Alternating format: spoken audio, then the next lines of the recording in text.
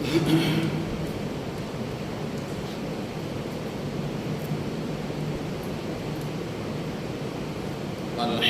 للہ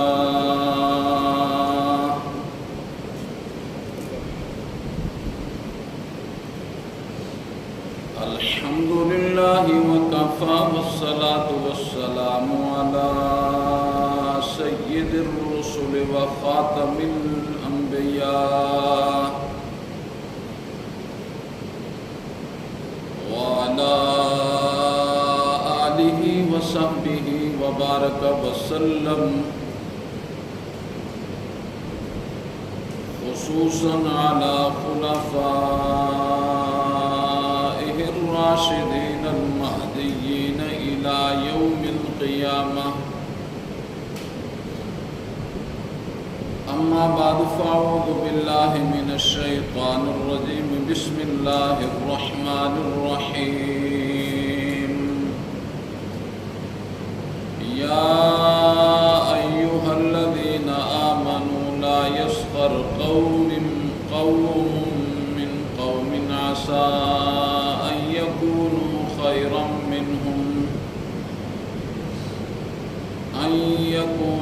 خيرا منهم ولا نساء من نساء عسى أن يكن خيرا منهم ولا تلمزوا أنفسكم ولا تنابزوا بالألقاب، بئس الاسم الفسوق بعد الإيمان ومن لم يتب فأولئك هم الظالمون. صدق اللہ العظیم وصدق رسولہ النبی الکریم ونحن على ذلك لمن الشاہدین والشاکرین والحمد للہ رب العالمین. درود پاک کا آواز بلند پڑھ لیں. اللہم صلی علی محمد وعلی آل محمد كما صليت على إبراهيم وعلى آل إبراهيم إنك حميد مجيد. اللهم بارك على محمد وعلى آل محمد كما باركت على إبراهيم وعلى آل إبراهيم إنك حميد مجيد. رب اشرح لي صدري ويسر لي أمري واحلل عقدة من لساني يفقهوا قولي. رب زدني علما رب زدني علما رب زدني علما. اے ایمان والو، نہ مذاق کرے نہ استہزاء کرے کوئی قوم کسی قوم کا. قریب ہے کہ جس قوم کا تم مذاق کر رہے ہو وہ ان سے بہتر ہو. کوئی عورت کسی عورت کا مذاق نہ کرے. قریب ہے کہ یہ کہ ہو وہ بہتر ان سے. نہ تانا مارو کسی کو اور نہ برے القاب سے کسی کو پکارو. یہ بہت برا نام ہے اور ایمان لانے کے بعد یہ فسق والی بات ہے. جو توبہ کر کے نہیں مرے گا یہ لوگ ظالمین میں شمار ہوں گے.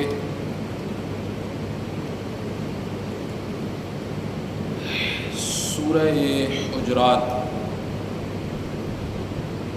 26واں پارہ اور آیت نمبر 11.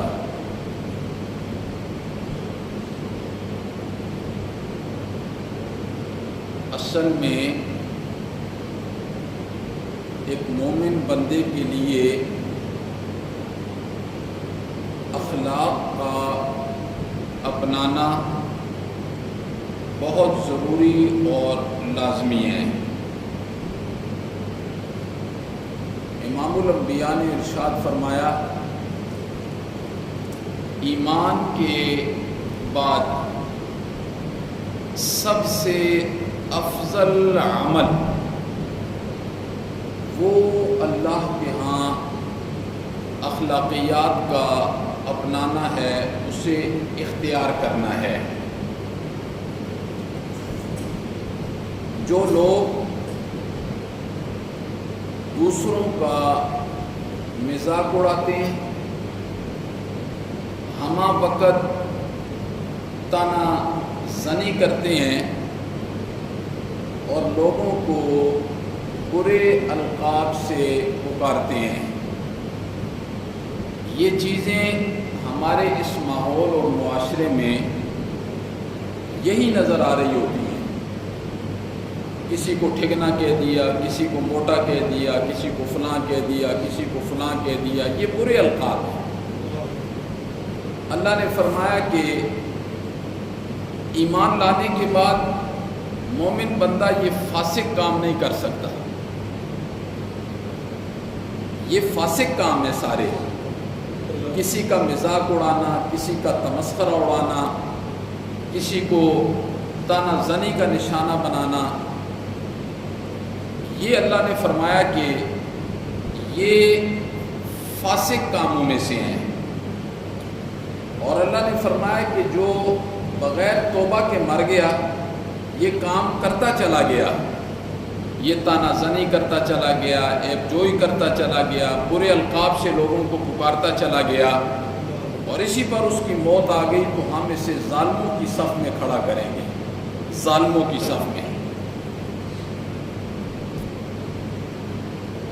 اسلام اخلاقیات کی تعلیم دیتا ہے، اور اخلاق کن چیزوں کا مجموعہ ہے۔ کتنی چیزیں ایک انسان کے اندر پائی جائیں گی تو اسے شریعت با اخلاق کہے گی، اور اعتبار شریعت کا ہے۔ اعتبار کسی کو، میں کسی کو با اخلاق کہہ دوں، اچھا کہہ دوں، اس کا کوئی اعتبار نہیں۔ شریعت جسے با اخلاق کہے گی تو اسے مخلوق بھی با اخلاق کہے گی، اور شریعت کا پیمانہ الگ ہے اور ہمارا پیمانہ الگ ہے۔ ہم با اخلاق کسے کہتے ہیں؟ ہماری نظروں میں جو بندہ کسی کو ہنس کر مل جاتا ہے، اچھے طریقے سے اس کا استقبال کرتا ہے، اسے ہی اخلاق سمجھتے ہیں، اسے ہی با اخلاق سمجھتے ہیں، جبکہ یہ چیز اخلاقیات کا ایک جز ہے، یہ اخلاق کا ایک جز ہے۔ خندہ پیشانی سے استقبال کرنا، اچھے طریقے سے ملنا، ہنس کے ملنا، یہ اخلاقیات کا ایک جز ہے، اور اخلاق کن چیزوں کا مجموعہ ہے؟ یہ ساری چیزیں قرآن نے بھی ذکر کی ہیں اور حدیث نے بھی ذکر کی ہیں۔ بس ان چیزوں کو ذکر کر کے ہر ایک چیز کی تھوڑی تھوڑی سی تشریح بیان کروں گا۔ یہی آج کا سبق ہوگا ہم سب کے لیے، کہ اللہ رب العزت اس سبق کو سن کر، سمجھ کر، اور پھر اسے معاشرتی زندگی میں عملی جامہ پہنانے کی توفیق نصیب فرمائے۔ اصل چیز ہوتی ہے دین کا سننا سنانا، تاکہ انسان کا دل نرم ہو جائے اور اس کی ایمان والی روح تازہ ہو جائے اور عمل کا جذبہ اس کے اندر آ جائے۔ یہی اصل میں مطلوب و مقصود ہے۔ یہ تقریر کا جادو جگانا مقصود نہیں ہوتا کہ ہم یہاں ممبر پر واز کر دیں، آپ سنیں، اور مسجد سے باہر معاشرتی زندگی میں بالکل ان چیزوں کو پس پش ڈال کر جو ہمارے ضمیر کے اندر آئے، جو ہمارے من کے اندر آئے، جو ہماری چاہت کے اندر آئے، ہم اس طریقے سے زندگی گزاریں۔ ایسی زندگی کو قرآن نے کل انعام کہا ہے، ڈنگروں والی زندگی کہا ہے، کہ ڈنگروں کی زندگی کا کوئی اصول نہیں ہوتا، دستور نہیں ہوتا، قانون نہیں ہوتا، ضابطہ نہیں ہوتا۔ انسانوں کی اور پھر مومن کی زندگی کا تو ایک بہت خوبصورت ضابطہ ہے، قانون ہے، اصول ہے، دستور ہے۔ اللہ رب العزت نے مومن کو ان ضوابط کے اندر زندگی گزارنے کا حکم دیا ہے۔ یہی تعلیم امام الانبیاء نے ہمیں دی ہے اور اس سے ہمیں مزین فرمایا ہے۔ تو اخلاقیات کے اندر بہت سی چیزیں آتی ہیں، ان میں کچھ کا تذکرہ میں آج کی گفتگو میں کر سکتا ہوں، جتنی چیزوں کا کروں گا ہو سکے گا انشاءاللہ کروں گا۔ ان میں سب سے پہلی چیز ہے توبہ۔ اخلاقیات میں سب سے پہلی چیز توبہ، نمبر 2 صبر، نمبر 3 اللہ کا خوف، نمبر 4 اللہ سے امید رکھنا، اور نمبر 5 دنیا سے بے رغبتی۔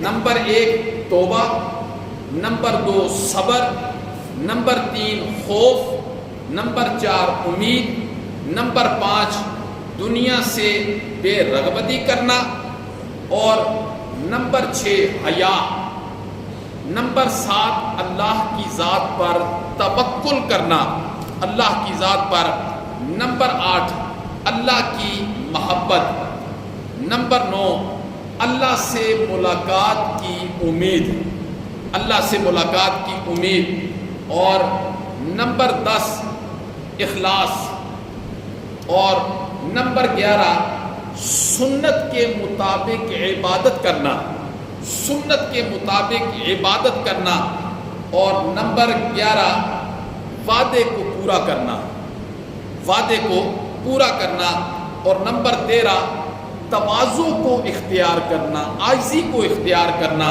اور نمبر 14 رضا بالقضاء، اللہ کی رضا پر راضی ہونا۔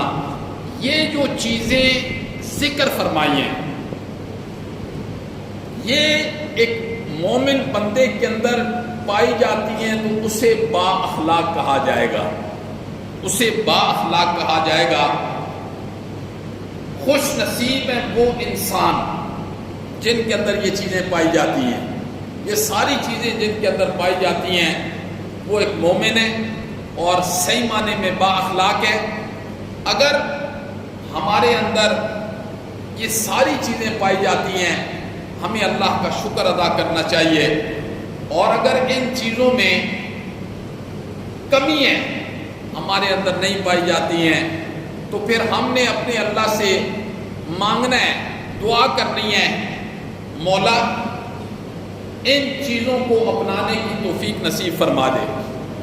اور وقت آج ہی ہے، وقت آج ہی ہے، پھر وقت ہاتھ نہیں آنا، بہت قیمتی وقت ہے۔ امام غزالی رحمہ اللہ نے ایک بات لکھی ہے کہ ایک بندہ جنگل سے جا رہا تھا، اسے کچھ پتھر ملے تھیلی کے اندر، اور وہ بہت قیمتی پتھر تھے۔ چونکہ یہ پتھر شناس نہیں تھا، یہ پتھر شناس نہیں تھا، اس نے کچھ ایک ہاتھ میں پکڑ لیا، باقی نہر میں پھینک دیے۔ آگے گیا نا، ایک بندے نے دیکھا وہ پتھر شناس تھا، اس نے کہا یہ پتھر کہاں سے لے کے آئے ہو؟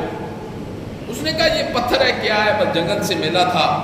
اس نے کہا یہ تو بہت قیمتی پتھر ہے۔ وہ ہنسنے لگ گیا، اس نے کہا پتھر بھی قیمتی ہوتا ہے؟ اس نے کہا میں اتنی رقم تجھے دے دوں؟ وہ چیخ چیخ کر رونے لگا۔ اس نے کہا یہ اتنا قیمتی پتھر ہے، میں تو ایسے کئی پتھر نہر کے اندر پھینک کے آ گیا ہوں، ایسے کئی پتھر، کاش کہ وہ پتھر میرے پاس ہوتے تو مجھے کتنی دولت مل جاتی۔ امام غزالی نے یہ واقعہ لکھنے کے بعد اس سے سبق کیا دیا پڑھنے والوں کو؟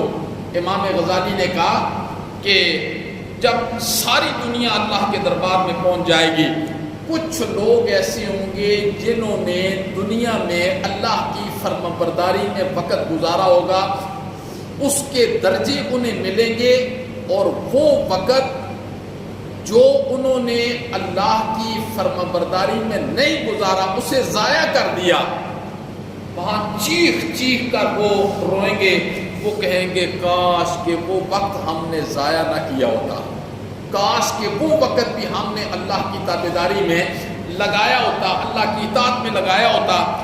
جس طریقے سے امام غزالی نے لکھا کہ اس بندے کو ایک پتھر کی قیمت ملی اور اسے بہت زیادہ مال ملا جی، تو ایسے ہی وہ بندہ بھی چیخ چیخ کر روئے گا، کاش کہ میں دنیا میں جو وقت تھا یہ میں اللہ کی تابعداری میں گزارتا، میں نے کتنا وقت ضائع کر دیا۔ چونکہ وہاں پھر افسوس ہی ہو سکتا ہے، باقی عمل نہیں ہو سکتا، عمل نہیں ہو سکتا۔ یہ دنیا کا جو وقت ہے یہ عمل کے اعتبار سے بہت قیمتی وقت ہے، بہت قیمتی وقت ہے۔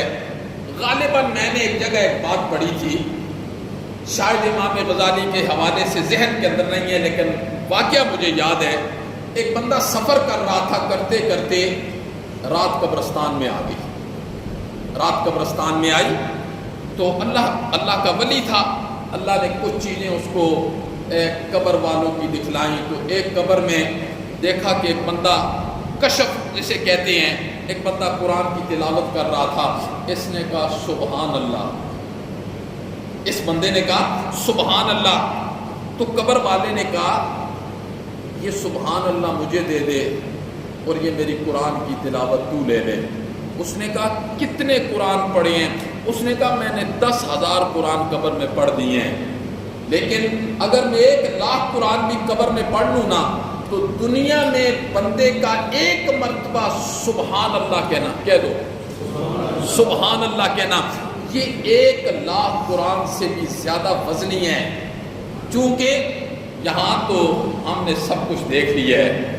تو یہ بزرگوں نے ایک واقعہ لکھا، کہنے کا مطلب یہ ہے کہ یہاں بن دیکھے ہم نے عمل کرنا ہے اور اللہ کی رضا کے لیے کرنا ہے۔ تو یہ وقت بہت قیمتی ہے، اس وقت کی قیمت کا اندازہ ہمیں آنکھ بند ہونے کے بعد ہوگا، لیکن خوش نصیب ہیں وہ لوگ جنہیں آج دنیا کے اندر ہی اس وقت کے قیمتی ہونے کا اندازہ ہو جائے، قیمتی ہونے کا اندازہ ہو جائے، وہ کتنے خوش نصیب لوگ ہیں۔ تو بات یہ چل رہی تھی کہ اخلاقیات کن چیزوں کا مجموعہ ہے، اخلاق میں کتنی چیزیں پائی جاتی ہیں، ان میں سب سے پہلی چیز جو پائی جاتی ہے، با اخلاق بندے کے اندر توبہ والی صفت موجود ہوگی۔ یا ایھا الذین آمنوا توبوا الی اللہ توبۃ نصوحا۔ غالباً حضرت عبداللہ ابن مسعود نے فرمایا کہ توبہ کیا ہے؟ بندہ گناہ کرتا ہے نا، نادم ہوتا ہے نا، نادم۔ توبہ کا ایک درجہ ندامت ہے، یعنی کیا مطلب؟ یا ایھا الذین آمنوا توبوا، یہ ندامت آئی تو توبہ ہو گئی، ندامت آئی تو توبہ ہو گئی۔ اور دوسرا درجہ کیا ہے؟ یا ایھا الذین آمنوا توبوا الی اللہ توبۃ نصوحا۔ دوسرا درجہ توبۃ النصوح ہے، پہلا درجہ توبو ہے۔ وہ کیا درجہ ہے؟ انسان نے گناہ کیا، کوئی بھی گناہ، دل میں ندامت آ گئی، یار میں نے غلط کیا ہے۔ ایک توبہ کا درجہ یہ ہے، پہلی سیڑھی پر اس نے قدم رکھ دیا۔ اب دوسری سیڑھی کیا ہے؟ توبۃ نصوحا، پکی توبہ۔ مثال سے سمجھا دیتا ہوں، دنیا کے ماحول میں ہم زندگی گزارتے ہیں، ہمارے ہاں ہماری نظروں میں کوئی صاحب حیثیت بندہ ہے، صاحب حیثیت جو ہمیں جانتا ہے، وہ ہماری قدر کرتا ہے، ہم اس کی قدر کرتے ہیں جی۔ ایک بندے سے اس کے متعلق کوئی غلط بات زبان سے نکل جاتی ہے، اس بندے کے متعلق غلط بات نکل جاتی ہے، جبکہ یہ بندہ بھی اس کا احترام کرتا ہے اور وہ بھی اس کا احترام کرتا ہے، لیکن ایک بندے سے صاحب حیثیت بندے کے متعلق کوئی غلط الفاظ نکل جاتے ہیں، اور غلط الفاظ نکل جانے کے بعد اس کو اپنے ان جملوں پر ندامت بھی ہوتی ہے کہ میں نے غلط کہہ دیا۔ اور مزے کی بات یہ ہے کہ اس بندے کو بھی پتہ چل گیا ہے کہ اس نے میرے متعلق غلط جملے بولے ہیں، اور یہ بھی پتہ چل گیا ہے کہ اس کو اپنے جملوں پر ندامت بھی ہے، ندامت بھی ہے۔ اور ایک تو یہ بات ہے، پھر یہ بندہ جاتا ہے اس کے پاس جی، ہاتھ جوڑ دیتا ہے، گستاخی ہو گئی ہے، مجھے معاف کر دینا. یہ توبۃ النصوح ہے. ایک تو ندامت کا آ جانا، یہ توبہ ہے. اور توبۃ النصوح کیا ہے کہ بندے سے جب کوئی گناہ ہو جائے، نادم تو اسی وقت ہو جاتا ہے مومن بندہ. پھر توبۃ النصوح یہ ہے کہ وہ اللہ کے دروازے پر آ کے دستک دیتا ہے، مولا مجھے معاف کر دے. آوزاریاں کرتا ہے، روتا ہے، اپنے اللہ کو مناتا ہے. پھر اللہ اسے معاف کر دیتے ہیں، پھر اللہ اسے معاف کر دیتے ہیں. اللہ کہتے ہیں اصول سے آ، صحیح رستے سے آ، ندامت کے ساتھ آ، آنکھوں میں آنسو لے کے آنا تیرا کام ہے. زندگی کے گناہوں کو دھو کر صاف کرنا یہ مجھ رب کا کام ہے. آ تو صحیح. ہم تو آج آنے کے لیے تیار نہیں ہیں. آج جتنی شرم محسوس ہم اللہ کے دربار میں آنے میں کرتے ہیں نا، اتنی اور کسی چیز میں نہیں کرتے. شرم محسوس کرتے ہیں لوگ، جی نہیں آتے. اور غیروں کے پاس کیسے جاتے ہیں، غیروں کے پاس کیسے جاتے ہیں؟ ان کے سامنے سجدے بھی کرتے ہیں، طواف بھی کرتے ہیں، چڑھاوے بھی چڑھاتے ہیں. نیت کیا ہوتی ہے؟ نیت کیا ہوتی ہے؟ بھائی کمزور کو کیا دے گا؟ اتنا تو سوچنا چاہیے. ایک کمزور کو کیا دے گا؟ دنیا کے اعتبار سے ہمارا تعلق ان لوگوں کے ساتھ ہوتا ہے جو وڈیرے ہوتے ہیں، مالدار ہوتے ہیں، چودھری ہوتے ہیں، صاحب اقتدار ہوتے ہیں. محلے کے کوئی غریب بندے کے ساتھ دوستی تو کیا دیکھنا بھی گوارا نہیں کرتا، دیکھنا بھی اسے گوارا نہیں کرتا. دنیاوی اعتبار سے ہم جتھا مضبوط رکھتے ہیں. اللہ نے فرمایا اخروی اعتبار سے بھی اپنا جتھا میرے ساتھ تعلق رکھ کے مضبوط کرو نا. وہ کیوں نہیں کرتے؟ یہ بات کسی کو سمجھ نہیں آتی ہے. تو اخلاقیات کا پہلا درجہ کیا ہے؟ با اخلاق بندے کے اندر پہلی صفت یہ ہوگی کہ وہ توبہ کے اندر مصروف رہے گا. یا ایھا الذین آمنوا توبوا الی اللہ توبۃ نصوحا. اور با اخلاق بندے کے اندر دوسری چیز کون سی ہے؟ صبر. الصبر نصف الایمان. صبر آدھا ایمان ہے، جو کہ بہت مشکل کام ہے، آسان کام نہیں ہے. یہ جتنی چیزیں میں بیان کروں گا نا، یہ محنت مانگتی ہیں، محنت. اور محنت کرنا یہ ہماری موت ہے. محنت نہیں کرتے ہم. توبہ کے لیے محنت کرنا. دوسری چیز ہے الصبر نصف الایمان، کہ صبر نصف ایمان ہے. اور صبر کے متعلق کیا ارشاد فرمایا؟ انما یوفی الصابرون اجرهم بغیر حساب. اور صبر کے 3 درجے ہیں. صبر کے 3 درجے حدیث کے اندر ذکر کیے گئے ہیں. دیکھو انسان کے اندر 2 قوتیں اللہ نے رکھی ہیں. انسان کے اندر 2 قوتیں. ایک قوت اسے نیکی پر ابھارتی ہے، دوسری قوت اسے نفسانی خواہشات کو پورا کرنے پر ابھارتی ہے. ایک قوت اسے نیکی پر ابھارتی ہے. ہر بندے کے اندر اللہ نے 2 قوتیں رکھی ہیں. ہر بندے کے اندر، پڑھا لکھا ہے، ان پڑھ ہے، جاہل ہے، سائنسدان ہے، عالم ہے، ہر بندے کے اندر اللہ نے 2 قوتیں رکھی ہیں. ایک قوت اسے نیکی پر ابھارتی ہے، اور دوسری قوت اسے برائی پر ابھارتی ہے. جس نے پہلی قوت کو دوسری قوت پر غالب کر دیا نا، اس کا نام صبر ہے. اس کا نام کیا ہے؟ صبر ہے. جس نے پہلی قوت کو دوسری قوت پر غالب کر دیا، اس کا نام صبر ہے. سمجھ جائیے کہ وہ بندہ با اخلاق ہے. وہ بندہ کیا ہے؟ با اخلاق ہے. با اخلاق کی دوسری صفت جو حدیث کے اندر ذکر کی ہے، قرآن کے اندر ذکر کی ہے، وہ صبر ہے. اور صبر کی پھر 3 قسمیں ہوتی ہیں. جی حدیث کے اندر ذکر فرمایا کہ نیکی پر صبر کرنا، نیکی پر صبر کرنا، بس کرتے رہنا، صبر کے ساتھ اس نیکی کو کرتے رہنا. نیکی کے کام پر صبر کرنا اور تکلیف کو برداشت کر کے صبر کرنا، یہ دوسری قسم ہے. اور تیسری قسم کیا ہے؟ گناہوں سے اپنے آپ کو بچا کر صبر کرنا، گناہوں سے اپنے آپ کو بچا کر صبر کرنا۔ جو لوگ گناہ کر جاتے ہیں وہ بے صبری کا مظاہرہ کرتے ہیں، اور جو اسی گناہ کو اللہ کے خوف کی وجہ سے چھوڑ دیتے ہیں، پیچھے ہٹ جاتے ہیں، اسے کیا کہا جاتا ہے؟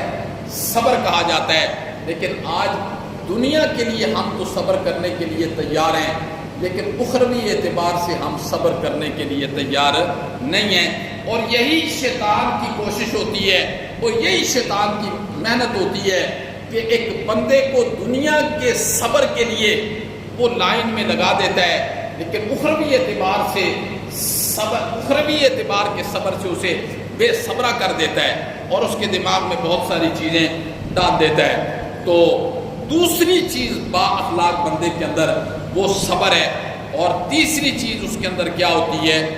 خوف ہوتا ہے، خوف۔ حدیث کے اندر آتا ہے، حضرت معاذ رضی اللہ تعالیٰ عنہ سے روایت ہے، امام الانبیاء نے فرمایا کہ جس کے دل میں ایمان ہے، جس کے دل میں ایمان ہے، وہ اپنے اللہ کی ذات کے متعلق کبھی بے خوف نہیں ہو سکتا، بے خوف نہیں ہو سکتا۔ جس کے دل میں ایمان ہے وہ اپنے اللہ کی ذات کی طرف سے کبھی بے خوف نہیں ہو سکتا۔ خوف کا مطلب کیا ہے؟ خوف کا مطلب یہ ہوتا ہے کہ بندے دو قسم کے ہوتے ہیں، بندے دو قسم کے ہوتے ہیں۔ ایک بندہ وہ ہوتا ہے جس میں حساس ہوتا ہے، حساس، اور ایک بندہ وہ ہوتا ہے جو غیر حساس ہوتا ہے۔ حساس بندہ اور غیر حساس بندہ۔ اب اللہ کے خوف کا مطلب کیا ہے؟ کیا اللہ کوئی ڈراؤنی چیز تو نہیں ہے نا؟ جیسے انسان کو شام سے ڈر لگتا ہے، ڈاکو سے، اندھیرے سے، اللہ حاضر کیا بہت سی چیزوں، اللہ کوئی ایسی بے خوفی چیز نہیں ہے۔ اللہ تو حسین ہے، اور اللہ حسن کو پسند کرتا ہے۔ خوف کا مطلب کیا ہوتا ہے؟ ایک جو حساس بندہ ہوتا ہے نا، حساس، اس کے دل میں اللہ کا خوف یہ ہوتا ہے کہ اللہ مجھ سے ناراض نہ ہو جائے، اللہ مجھ سے ناراض نہ ہو جائے۔ اس کے ہاں سزا دوسرے درجے کی ہوتی ہے، پہلا درجہ یہ ہوتا ہے کہ میرا اللہ مجھ سے ناراض نہ ہو جائے۔ اور غیر حساس بندہ جو ہوتا ہے اس کے دل میں اللہ کا خوف یہ ہوتا ہے کہ اللہ مجھے یہ سزا دے گا، اللہ مجھے یہ سزا دے گا۔ تو با اخلاق بندے کے اندر جو تیسری چیز پائی جاتی ہے وہ خوف ہوتا ہے، اور ہمیں اس معاملے میں اپنے آپ کو حساس رکھنا چاہیے کہ گناہ تو درکنار ہے، اللہ مجھ سے کہیں ناراض نہ ہو جائے، ناراض نہ ہو جائے۔ تو یہ وہ تربیت ہے، تعلیم ہے جس کا ہمیں حکم دیا گیا ہے کہ ایک مومن بندے کو دنیا میں زندگی گزارنی ہے تو وہ کس انداز سے اس میں زندگی گزارنی ہے۔ تو اللہ کے معاملے میں ہمیں حساسیت کو اختیار کرنا چاہیے۔ اور نمبر 4 امید ہے۔ اس کا کیا مطلب ہوتا ہے؟ قرآن نے کیا، ان الذین آمنوا وہاجروا وجاہدوا فی سبیل اللہ اولئک یرجون رحمت اللہ واللہ غفور رحیم۔ ہاجروا سے مراد یہ ہوتا ہے گناہوں کا چھوڑ دینا، گناہوں کا ترک کر دینا، ارادتاً گناہ کا چھوڑ دینا، یہی مطلوب اور مقصود ہے۔ اور یہ بندہ اللہ کو بہت پسند ہے۔ جی، گناہ کے سارے مواقع اس کے سامنے ہیں، کوئی دیکھنے والا نہیں ہے، کوئی روکنے والا نہیں ہے، کوئی زج کرنے والا نہیں ہے، کوئی ہٹ کرنے والا نہیں ہے، سارے مواقع اس کے سامنے ہیں، سارے مواقع گناہ کے اس کے سامنے ہیں۔ جی، آج اس ماحول اور معاشرے میں ہر بندے کو گناہ کے ایسے موقع ملتے ہیں، بس وہ بے دھڑک گناہ کر رہا ہوتا ہے، بے دھڑک۔ تو ایمان والے کون ہوتے ہیں؟ ان الذین آمنوا وہاجروا وجاہدوا فی سبیل اللہ اولئک یرجون رحمت اللہ واللہ غفور رحیم۔ جو اللہ کی رحمت کی امید کرتے ہوئے گناہ سے پیچھے ہٹ جاتے ہیں، واللہ غفور رحیم، سن لو اللہ بخشنے والا ہے اور رحم کرنے والا ہے۔ جی، یہ ثمرے اور نتیجے کے طور پر اللہ نے بتلا دیا کہ گناہ کے مواقع آئیں گے، لیکن خوش نصیب انسان وہ ہے کہ پورا موقع ملنے کے بعد خوف خدا اور اللہ سے امید کرتے ہوئے کہ اس گناہ کو چھوڑوں گا تو اس پر اللہ مجھے اجر نصیب فرمائے گا۔ تو با اخلاق انسان کی چوتھی صفت کیا ہوتی ہے کہ اس کے اندر امید ہوتی ہے، امید۔ اور نمبر 5 با اخلاق بندے کی 5ویں صفت کیا ہوتی ہے؟ دنیا سے بے رغبتی۔ ایک ہوتی ہے دنیا کی رغبت، ایک ہوتی ہے دنیا سے بے رغبتی۔ اس کا مطلب کیا ہے؟ دنیا کی رغبت کا مطلب ہوتا ہے کفر کو اختیار کرنا، شرک کو اختیار کرنا، حلال اور حرام کی تمیز نہ کرنا، اسے دنیا کی رغبت کہا جاتا ہے۔ جو بندہ دنیا میں کفر اختیار کرتا ہے، شرک اختیار کرتا ہے، حلال و حرام کی تمیز نہیں کرتا، جی اپنی مرضی، اسے دنیا کی رغبت کہا جاتا ہے۔ اور بے رغبتی کسے کہا جاتا ہے؟ بے رغبتی کہا جاتا ہے جو دنیا میں رہ کر اللہ کے دین کو اور نبی کی سنت کو اپناتا ہے، اسے دنیا سے بے رغبتی کہا جاتا ہے۔ دنیا کی بے رغبتی کا مطلب یہ قطعاً نہیں ہوتا کہ کمانا نہیں ہے، کھانا نہیں ہے، آگے نہیں بڑھنا ہے، جی نہیں، ضرورت کے مطابق کن فی الدنیا کانک غریب او عابر السبیل۔ اس کا کیا مطلب ہے؟ اس کا مطلب یہ ہے کہ جو بندہ دنیا میں رہتا ہے اسے اپنی ضرورت کے مطابق دنیا کو اچک لینا چاہیے، اچک لینا چاہیے۔ مثلا ایک بندہ 10 مرلے کے گھر میں رہ رہا ہے اور وہ گھر اس کی ضرورت پوری نہیں کر رہا، اس کی ضرورت 1 کنال پوری کر رہا ہے، تو یہ مطلب نہیں ہے کہ یہ دنیا دار ہے، نہیں، بس یہ اصول آپ نے یاد رکھ لینا ہے۔ دنیا کی رغبت کا مطلب یہ ہے کفر کو اختیار کرنا، شرک کو اختیار کرنا، بدعت کو اختیار کرنا، حلال اور حرام کی تمیز نہ کرنا، یہ دنیا داری ہے۔ اور دنیا سے بے رغبتی کیا ہے؟ اللہ کے اور اللہ کے نبی کے دین پر عمل کرنا، دین پر عمل کرنا۔ اور نبی بھی عام نبی نہیں ہے، جو سارے نبی ان کے امتی ہیں، وہ امام الانبیاء ہے، وہ امام الانبیاء ہے۔ اور ایک مومن بندے کے دل و دماغ کے اندر یہ چیز ایسی رچ جائے اور بس جائے کہ میرے نبی کی زبان سے جو جملے نکل گئے ہیں، آسمان پاؤں کے نیچے آ سکتا ہے، زمین اوپر جا سکتی ہے، سورج بے نور ہو سکتا ہے، چاند یا پاشیاں پھینکنا چھوڑ دے، ستارے جگمگانے چھوڑ دیں، یہ سب کچھ ہو سکتا ہے، پر میرے نبی کی زبان سے جو جملے نکل گئے ہیں نا، ان میں رد و بدل نہیں ہو سکتا۔ ایمان کا یہ درجہ جس میں پایا جائے گا وہ مومن ہے، اور جس میں نہیں پایا جائے گا وہ ابھی ایمان کے قریب بھی نہیں آیا ہے۔ یہ جو باتیں کی جاتی ہیں، یہ اصلاحی باتیں کی جاتی ہیں، میرا باطن ٹھیک ہو جائے، میں اپنے نفس کو اپنے نبی کی بات کے تابع کر دوں، اپنے نفس کو اپنے نبی کے بات کے تابع کر دوں، یہ بہت مشکل ہے، بہت مشکل ہے۔ آج تو میرے بھائی، میں یہ چاہتا ہوں کہ دین میری سوچ کے مطابق ہو، دین میری سوچ کے مطابق ہو، لیکن دل کی تختی پر ایک بات لکھ لینا اور یہی بات ہے، اور اس کا ذمہ دار یہاں بھی ہوں، کل قیامت والے دن بھی ہوں۔ دین انسان کی نفس کے مطابق کبھی بھی نہیں ہوتا، نفس کی مخالفت کرتا ہے، اور جس نے اپنے نفس کی مخالفت کو دین کی شرائط کے تابع کر کے دین کو اختیار کیا، کامیاب ہوئی۔ آج ہر بندہ یہ چاہتا ہے جی مولانا صاحب میری مرضی کے مطابق دین بیان کریں، چاہے میرے اندر وہ بات ہے یا نہیں ہے۔ ایسے نہیں ہوتا۔ نبی پاک صلی اللہ علیہ وسلم کی جو لوگوں کے ساتھ مخالفت ہوئی ہے، جھگڑے ہوئے ہیں، لڑائیاں ہوئی ہیں، آپ زخمی ہوئے ہیں، آپ کے دندان مبارک شہید ہو گئے ہیں، آپ کو شیب ابی طالب کے اندر بند کیا گیا ہے، جی آپ کو کتنے کتنے دن تک تکلیفوں کا سامنا کرنا پڑا ہے۔ قرآن حدیث یہ قصے بیان کرتا ہے، یہ کہانیاں بیان کرتا ہے، یہ دوڑے مرثی ہیں؟ نہیں میرے بھائی، دین کے لیے انبیاء نے بھی تکلیفیں برداشت کی ہیں، اور اللہ کی حکمت بھی یہی ہے کہ میرے بندے میرے دین کے لیے جو قربانی دے گا وہی صاحب ایمان ہوگا جی، اور وہ چھانٹا جائے گا، بالکل چھانٹا جائے گا، کون مومن ہے اور کون مومن نہیں ہے، کون دعوے دار ہے اور کون اصل مومن ہے۔ وَامْتَازُوا الْيَوْمَ أَيُّهَا الْمُجْرِمُونَ، اللہ صرف قیامت والے دن یہ جملہ کہیں گے، وَامْتَازُوا الْيَوْمَ أَيُّهَا الْمُجْرِمُونَ،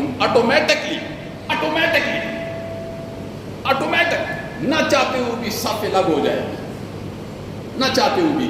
انسان کا بنایا ہوا جو نظام اس دھرتی پر دوسرے انسان دیکھتے ہیں نا تو ان کی عقل حیران رہ جاتی ہے کہ یہ انسان کا بنایا ہوا نظام ہے۔ کمپیوٹر دیکھ لو، اس کے اندر چیزیں دیکھ لو، اور پھر اس کا ریجیکٹ کرنا دیکھ لو، یہ انسان کا بنایا ہوا نظام ہے۔ اللہ کہیں گے وَامْتَازُوا الْيَوْمَ أَيُّهَا الْمُجْرِمُونَ، بس یہ اعلان ہوگا نا، نظر آئے گا مجرم الگ ہے، مومن الگ ہے۔ اللہ کہے گا دنیا کے اندر تو مومنوں کی صفوں میں کھڑے ہو کر دغا دیا کرتے تھے، آج دغا نہیں دے سکتے ہو، آج دغا نہیں دے سکتے ہو۔ تو ایک با اخلاق بندے کی جو پانچویں صفت ہے وہ دنیا سے بے رغبتی ہے، اور چھٹی صفت با حیا بندے کی کیا ہے، مومن بندے کی، وہ ہے حیا۔ حیا ایک چیز ہوتی ہے، امام الانبیاء نے ارشاد فرمایا الحیاء شعبۃ من الایمان، شعبۃ من الایمان، حیا ایک چیز ہے۔ آج اس ماحول اور معاشرے میں اس بات کا سمجھنا شاید تھوڑا مشکل ہو، حیا ایک چیز ہے، اور امام الانبیاء نے کیا ارشاد فرمایا الحیاء شعبۃ من الایمان، حیا تو ایمان کا ایک شعبہ ہے، اور ساتھ ہی فرمایا اذا لم تستحی فاصنع ما شئت، جب حیا ختم ہو جائے نا پھر تیری مرضی تو جو چاہے کرے، پھر تیری مرضی جو چاہے کرے۔ قرآن نے حضرت شعیب علیہ السلام کی بیٹی کی چلنے کی گواہی دی، قرآن نے حضرت شعیب علیہ السلام، اللہ اکبر، بوڑھے پیغمبر ہیں، اور حضرت موسیٰ کے سسر ہیں، بوڑھے پیغمبر ہیں، صرف 2 بیٹیاں ہیں، اور جب ایک بیٹی لینے کے لیے گئی نا حضرت موسیٰ علیہ السلام کو، جب جا رہی تھی تو پھر واپس آ رہی تھی، قیامت کی صبح تک قرآن پڑھا جائے گا، حضرت شعیب علیہ السلام کی اس بچی کے حیا کا تذکرہ ہوتا چلا جائے گا، اس کے حیا کا تذکرہ اللہ نے کیا ہے۔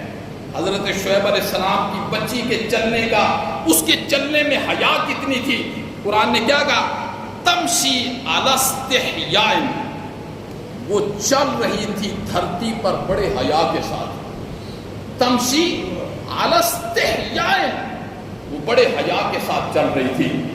یعنی کیا سبق دیا کہ ایک بیٹی ہے، بچی ہے جی، بہن ہے، اس کے چلنے میں بہت حیا ہونا چاہیے، یہ حیائی عرش والے کو بڑا پسند ہے۔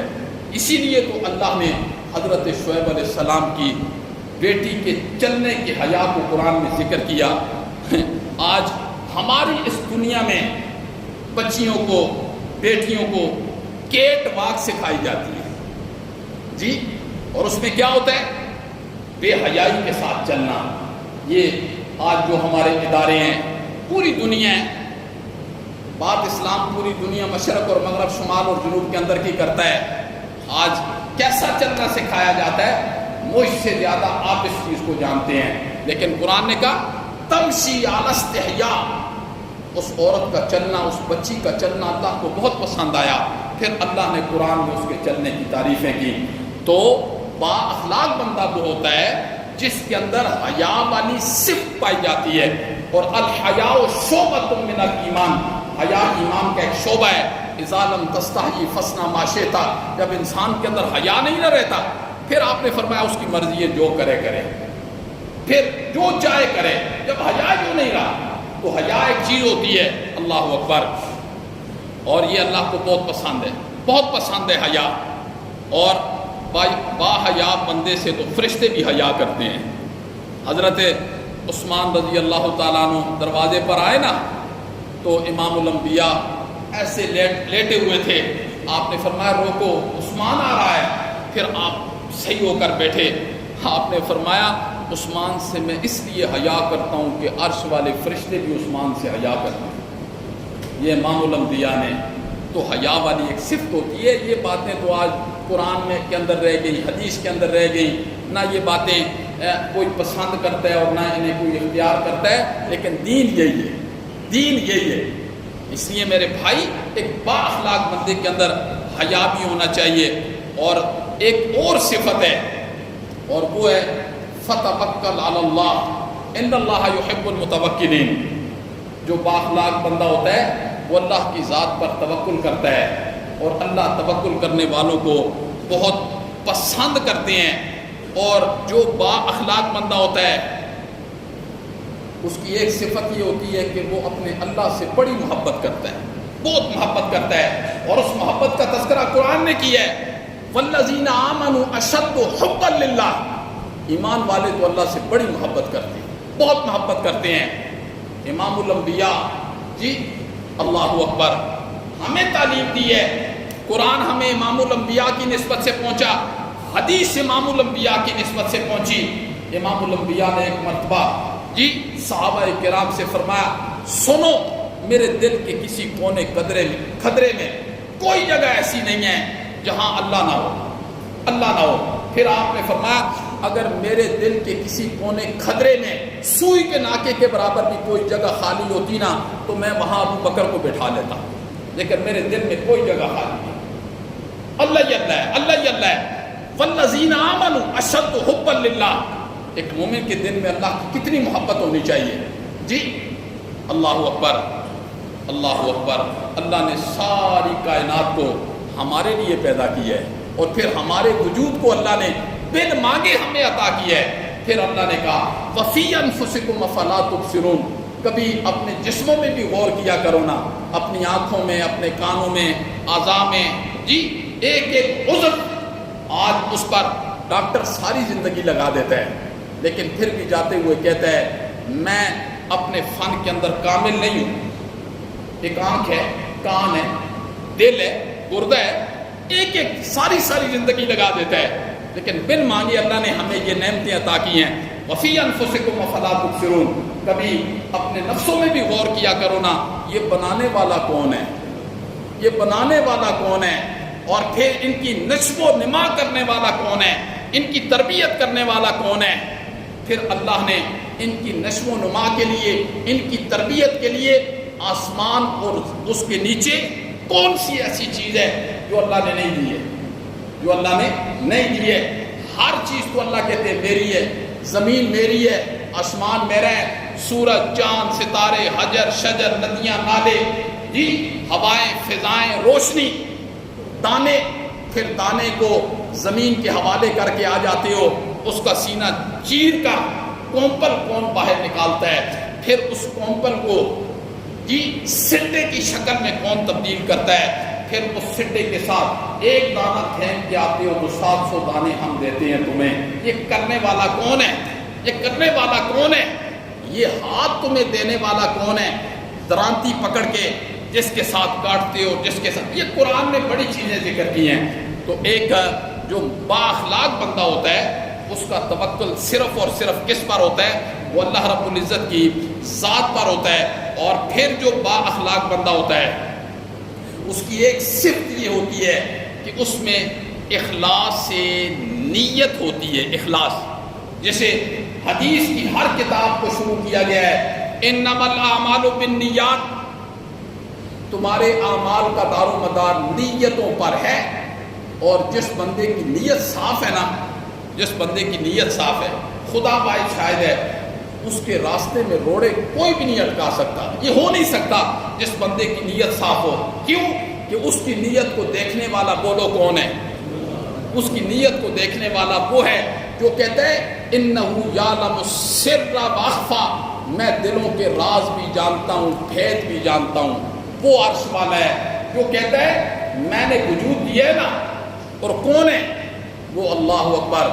اللہ کہتے ہیں قیامت والے دن 7 آسمان 7 زمین میرے دائیں ہاتھ پر لپٹے ہوئے ہوں گے، دائیں ہاتھ پر لپٹے ہوئے ہوں گے. وہ اتنا عظیم عرش والا ہے جی، جس کے علم کا کوئی کنارہ نہیں ہے، جو ماضی کو بھی جانتا ہے، حال کو بھی جانتا ہے، مستقبل کو بھی جانتا ہے، وہ نیتوں کو بھی جانتا ہے.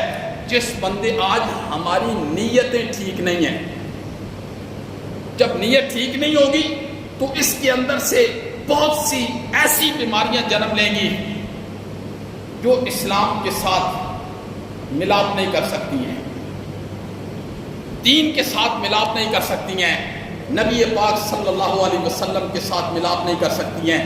جب نیت ٹھیک ہوگی نا، نیت، آج ہماری نیتیں کالی ہیں، بد نیتیں، ہم نیت ٹھیک نہیں ہے.